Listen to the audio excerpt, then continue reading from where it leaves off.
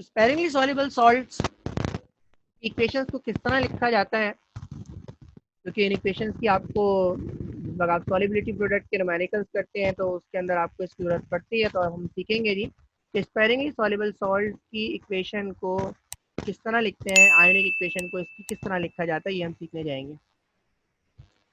तो silver chloride है और सिल्वर क्लोराइड को मैं डिसोसिएट होता हुआ दिखाना चाह रहा हूँ।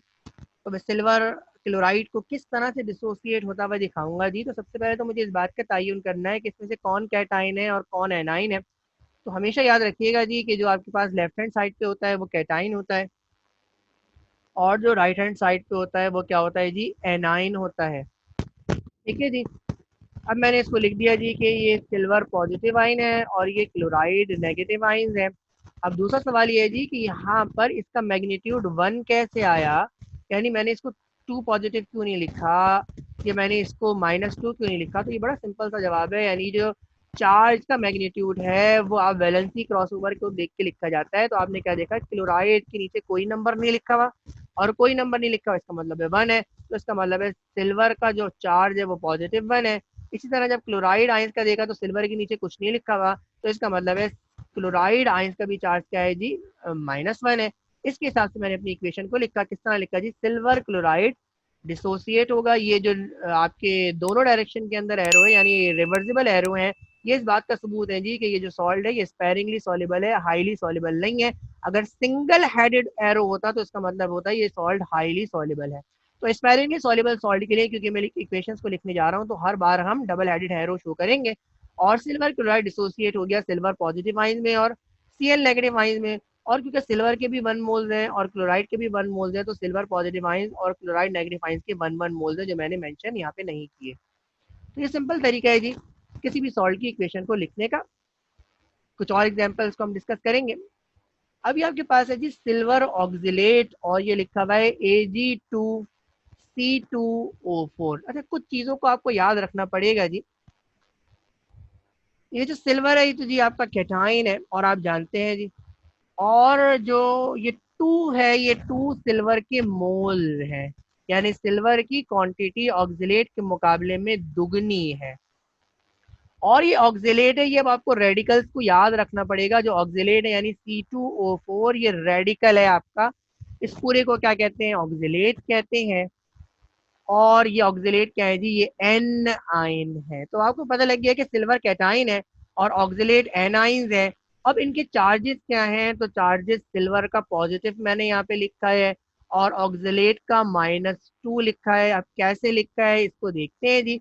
तो सिल्वर के ऊपर मैग्नीट्यूड चार्ज का कितना है, 1 है, क्योंकि ऑक्सिलेट के साथ जो आपके पास चार्ज जो नंबर है वो उसका 1 है, कुछ नहीं लगा हुआ। इसका मतलब है, मैंने, आप ये गलती कीजिएगा, ये गलती नहीं कीजिएगा कि यहाँ पे आपने इसको +4 लिख लिया, क्योंकि C2O4 ये पूरे का पूरा ऑक्सिलेट कहलाता है। तो ऑक्सिलेट के साथ क्योंकि कोई और नंबर नहीं लिखा हुआ जी, ठीक है जी, इसका कोई और इंटीगर नहीं है, तो इसका मतलब है सिल्वर पॉजिटिव चार्ज हो गया।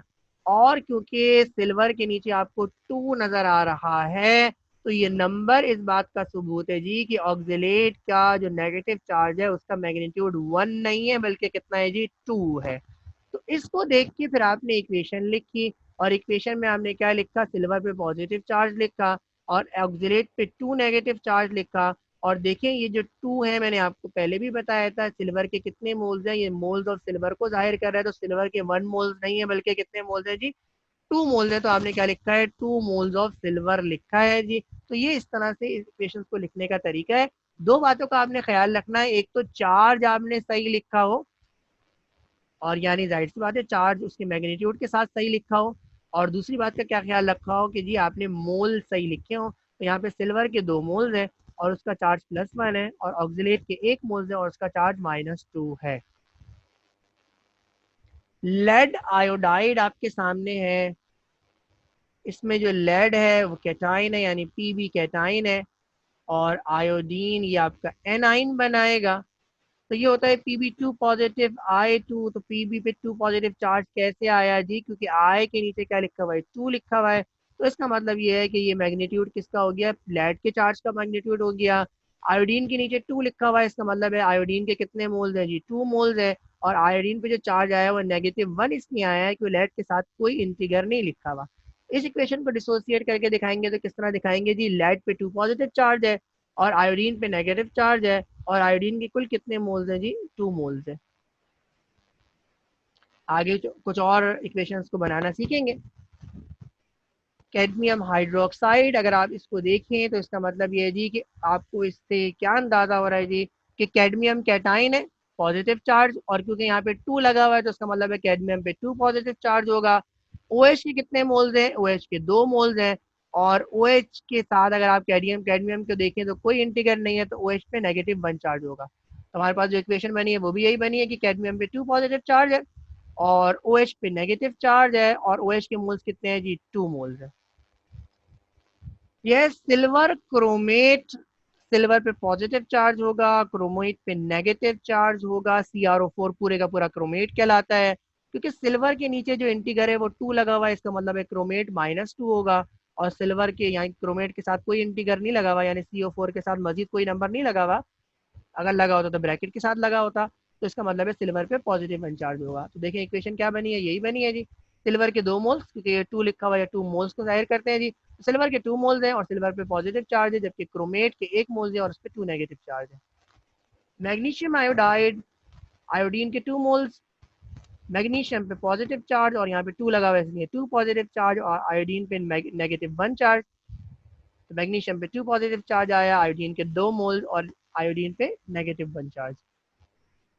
लेड एसीटेट लिखा हुआ है जी, तो लेड पे पॉजिटिव चार्ज और 2 लगा हुआ है इसलिए लेड पे 2 पॉजिटिव चार्ज आपने लिखा। एसीटेट के ये 2 देख के 2 मोल एसीटेट के लिखे, और क्योंकि लेड के नीचे कोई इंटीगर नहीं लिखा हुआ तो इसका मतलब है एसीटेट पे क्या चार्ज होगा, -1 चार्ज होगा। ये है जी लेड नाइट्रेट, तो लेड पे 2 पॉजिटिव चार्ज और इसके 1 मोल्स, और नाइट्रेट के 2 मोल्स और इस पे -1 चार्ज। तो लेड 2 पॉजिटिव चार्ज, ये 2 पॉजिटिव चार्ज यहाँ पे 2 की वजह से आया है, और नाइट्रेट पे -1 charge. Magnesium sulphate, magnesium cation है, सल्फेट आपका एनाइन है, SO4 पूरे का पूरा सल्फेट कहलाता है। तो मैग्नीशियम पे कितना चार्ज है जी, 2 पॉजिटिव चार्ज है, और सल्फेट पे 2 नेगेटिव चार्ज है।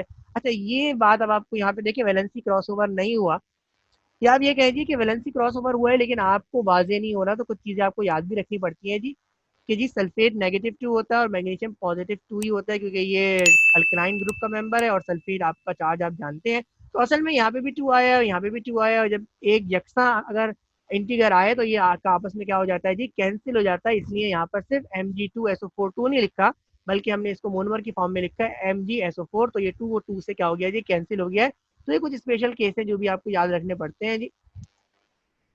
ये जी लेड क्रोमेट, लेड पे कितना चार्ज है, +2 चार्ज है, और क्रोमेट पे कितना चार्ज है, -2 चार्ज है। तो ये भी केस है जो आपको याद रखना है कि लेड आपका डाइवेलेंट है और क्रोमेट भी आपका डाइवेलेंट है, क्योंकि चार्ज दोनों के ऊपर एक ही मैग्नीट्यूड के हैं, इसलिए ये नीचे इंटीगर की फॉर्म में नहीं लिखे गए।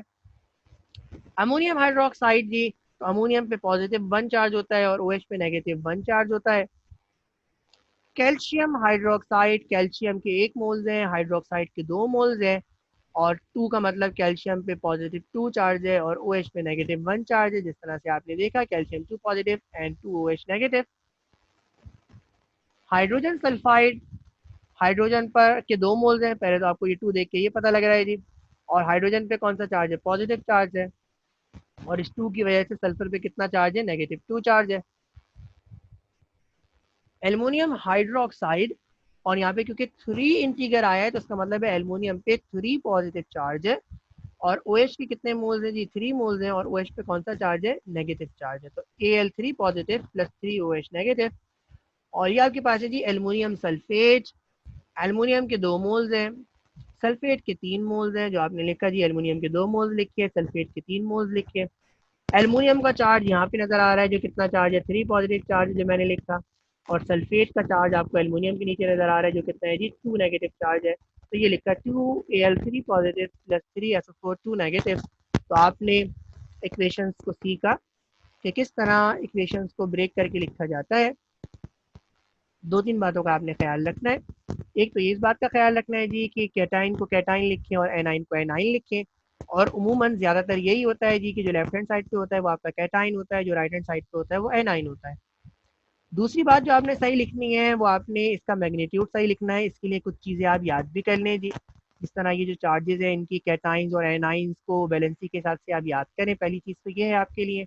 और अगर आप याद नहीं कर पा रहे तो ये एक छोटा सा तरीका होता है जहां आप 90% तक सही काम कर सकते हैं कि वैलेंसी क्रॉसओवर को देख लें जी कि सल्फर की वैलेंसी हाइड्रोजन के नीचे नजर आ रही है आपको, और हाइड्रोजन की वैलेंसी आपको सल्फर के नीचे नजर आ रही है। तो कुछ नहीं लिखा तो हाइड्रोजन +1 है और सल्फर इसमें -2 है।